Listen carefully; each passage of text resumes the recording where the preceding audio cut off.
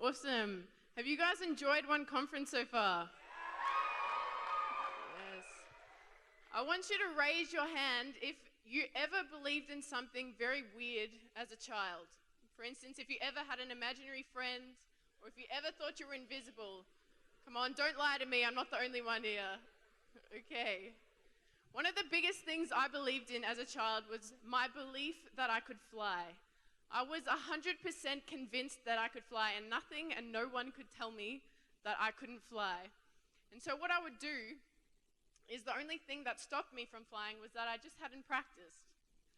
So every day I would practice and I would go behind my house, and what I would do is it started off with me just standing there and flapping my arms. And now as a 5-year-old, I thought I was like pretty good at this, and obviously this didn't work, so I came up with a new idea. And that idea was moving onto a trampoline, and then I would jump and flap my arms. And then when that didn't work, I started to think, I was like, now, what can fly? And then I realized that airplanes can fly.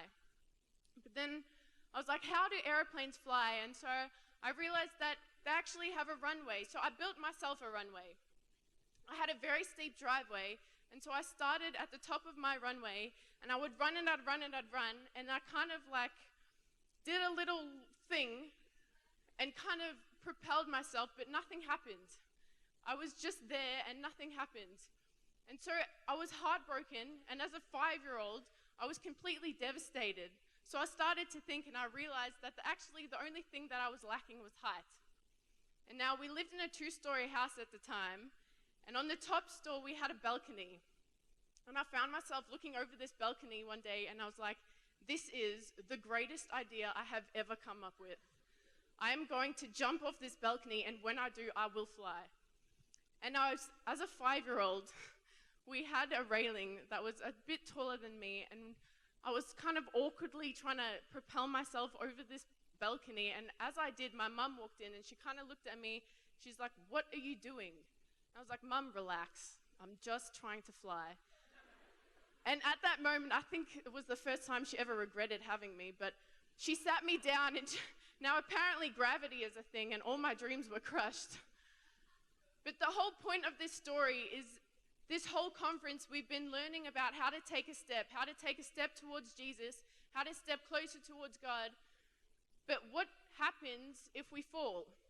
What do we do? And I know we've already looked at the story of Peter walking on water, and I'm not going to read it because we've already been through it. But Peter finds himself in a situation where he's in a boat, and Jesus calls him out of the boat, and Peter takes that step, and he's walking on water. Life is great. But something happens, and Peter shifts his focus off of Jesus, and he starts to fall. And so many of us, our lives look like that. We find ourselves in a boat, in a situation in life, in an area we don't necessarily want to be in a place that we actually never intended to be in. And we call out for God, God, if you're real, like Peter, we say, God, if you're there, God, if you're real, take me out of this boat, take me out of this life, take me out of this situation. And God being God, he does. He calls us out, and we take that step, and life is great. We're walking on water, and we get so fired up, so ready to do this Christian walk, so ready to walk with God, towards closer to God, and we say these crazy things. We promise God these crazy things. Like, God, I will never go back to the way I was. I will never go back to that place. And the place we were in the boat we were in, could represent so many different things. A life of depression, anxiety, drugs, alcohol, the list goes on. And when God calls us out, and when we're stepping on that water and we're walking towards Jesus, we get so hungry, so on fire, so ready to step closer and closer and closer towards Jesus, that we're like, Jesus, I promise I will never go back there. I will never drink again. I will never smoke again. I will never be addicted to that thing again. But what do you do if you find yourself in that very situation you just promised God you'd never go to again? And don't get me wrong, it's happened to me before. My whole life, I had grown up in a Christian home. I had been going to church every single Sunday. I didn't really want God. I didn't really want to go to church, but I did. and I didn't want to. I thought it was boring, and I didn't really want a boring life, and I was like, no, thank you. But from primary school onwards, I started to listen to Satan's lies, 3 lies that look very simple now, but very consuming, and my whole life consisted around it. I'm not good enough. I'm not worthy enough, and I will never be loved. Loved by my parents, my friends, or even potentially a husband. And my whole life was shaped around this, and I lived this life that was consumed by these thoughts.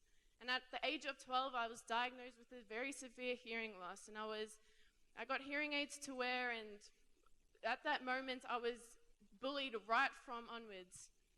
And then I was diagnosed with depression, anxiety, and continually it felt like Satan was just beating me up every single day.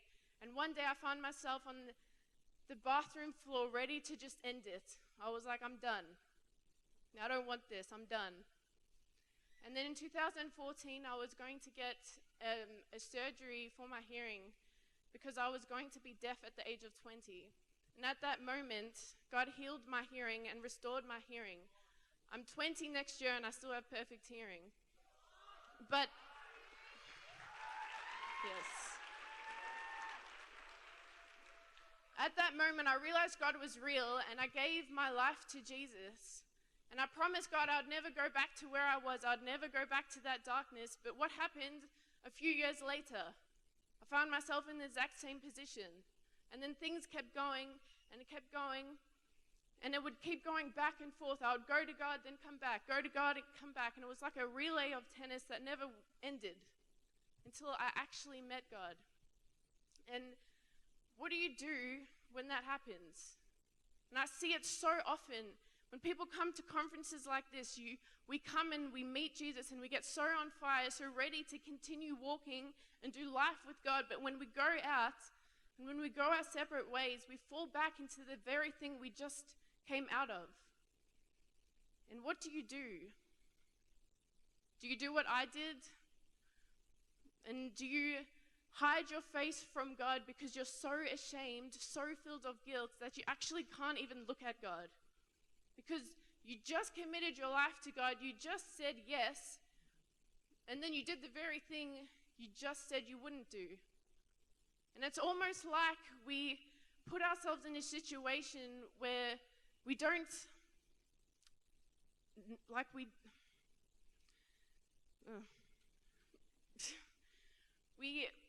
put ourselves in a situation that we don't want to be in. And when we go back there, we get filled with shame and guilt, and we fall into the very things Satan wants us to be filled with. He puts shame and guilt from us, and because we feel it, we think it's from God, and it's not. And it's almost like we decide that when we fall, we're just going to stay there. It's almost like when we drown, like Peter, it's almost like we decide that we're not worthy enough to come back to the surface again. And it's when we see Jesus' hand that we decide to stay under because we're not worthy enough to actually come back up again. And God's making it very clear throughout this whole conference that it doesn't matter about worth. It's not about worth. If God puts your hand, if he puts his hand down, he's not expecting anything. He's not expecting anything to be paid. And I feel, and I get the feeling that some of us are living in a place where we forget what Jesus has done for us. We forget that Jesus actually died for us, and he's already paid for our sin. He's already paid for our past. When Jesus died for us, it's gone. It's dealt with. We don't have to pay. There's no fee. And I get the feeling that when we drown like Peter, we kind of expect God to look at us and go, oh, shame, that's $50, bro. Like, we kind of expect to pay something, and we forget that Jesus has already paid for it. And going back to Matthew 14, it says, immediately Jesus reaches out his hand to Peter. Immediately Jesus reaches out to Peter. It's not a matter of waiting, and Jesus doesn't look at us and say, oh, shame. He immediately reaches out. And as I was preparing for this, I got this picture of 2 parents. And you know when they have a new child and the parents are so excited and they're trying to teach this kid how to walk, and one parent is on the other side and another parent is on the other side, and the child is in the middle, and they're both standing there like ready to catch this child. And as soon as the child falls, the parents are ready and picks them up and brushes them off and puts them on their feet again. And that's the same response Jesus has to us when we fall back, when we go under. And I don't understand why our natural response to sin is to turn away from Jesus when his natural response is to reach out for us. If we're called to live like Jesus, surely our response to sin should be the same. Where am I? Just a quick thought. When Peter was walking on water, he was walking on water, quite literally. And something happened, and Peter shifted his focus off on Jesus. Something happened, and something caught Peter's eye, and he shifted his focus. And his fear caused him to fall. And so often we forget that we're actually already walking on water. We forget that we're actually already out of our boat. We forget that we're actually already out of depression. We forget that we're actually already out of our addictions. And begin to fall because we actually fear that we're going to go back there. If Jesus died for us, and if Jesus paid for us, surely, he generally took us out of that place and meant it. In Romans 6, it talks about a new, baptism into a new life. And when Jesus died for us, he rose again. And when we get baptized, we die to our old self and we rise again into a new creation. And so when we give our life to Jesus, we give everything to Jesus, and he deals with our boat. He deals with our anxiety. He deals with our depression. He deals with our addictions. It's already been dealt with. But why is it that when we're walking away from our boat, why do we fear that we're going to a place that doesn't exist anymore? It's gone. It's been dealt with. And so many of us forget that Jesus has already died for us, and we're living a new creation. We're living a new life. We're not that person anymore. And so often, I see it all the time. We forget who Jesus is. We forget what Jesus has done, and it's almost like we don't even believe it. We know Jesus died on the cross. We know he paid for our sins, but when he said it is finished, he generally meant it is finished. Your addictions have been dealt with. Your depression has been dealt with. Your anxiety has been dealt with. It is finished. It is done. So why do we fear that we're going to a place that doesn't exist anymore?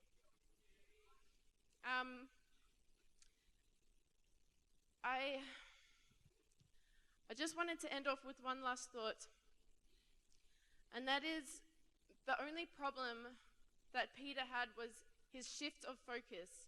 He did take that step. He was obedient. He was walking on water. But the only thing that made him trip up was his shift of focus. And we can get so caught up in our world, and we can get so caught up in the place that we want and we fear that we are going back to, that we actually forget the place that we're going to. And I felt God wanted to press this one point, and that's not to forget what Jesus has done for you. Don't forget the price God has paid for you. Don't forget what Jesus has taken you out of. Don't forget the water God's placed you on. You're already there. You're already walking on water. You can't fear something that's not there anymore.